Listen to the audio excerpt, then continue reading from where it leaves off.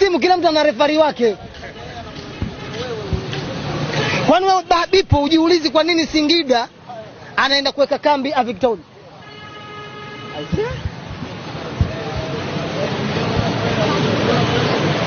Wiki nzima siku 7. Mbona Coast haendi pale? Siku 14.